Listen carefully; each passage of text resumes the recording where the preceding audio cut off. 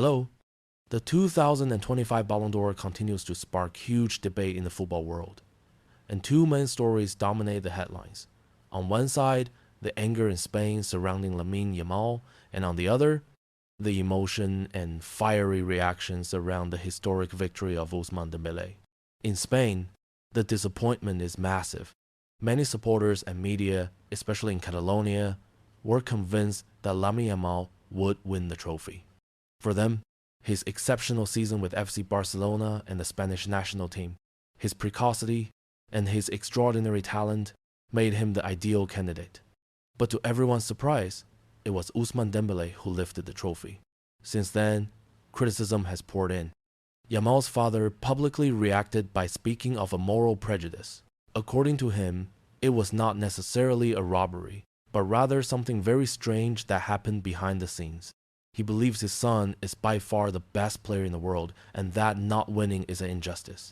From the Spanish press, especially in Catalonia, some newspapers denounce a surprising and hard-to-understand choice. For them, Yamal's performance clearly deserved to be rewarded, and Spain feels wronged. The reception given to Yamal and the Barcelona delegation during the ceremony also raised eyebrows. Some media even reported boos and a cold atmosphere in Paris, which further fueled the feeling of bitterness. Yet despite all this anger, there's no concrete evidence of irregularities in the voting process. Dembélé simply received more votes from journalists and benefited from a magnificent collective season. And now, let's talk about Ousmane Dembélé, the man who shocked everyone and is now setting Europe on fire. The Paris Saint-Germain star lived through a night full of emotions.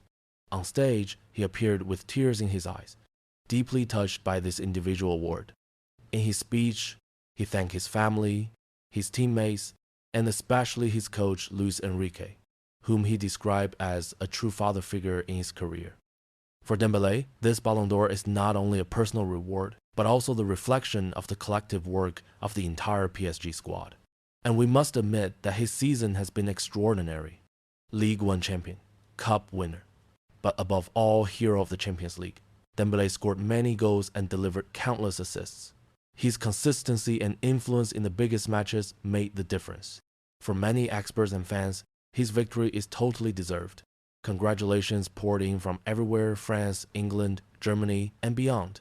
Even his former clubs and teammates paid tribute to him. But of course, this success does not escape criticism either. Some believe that Lamine Yamal, despite his young age, had an even more impressive season.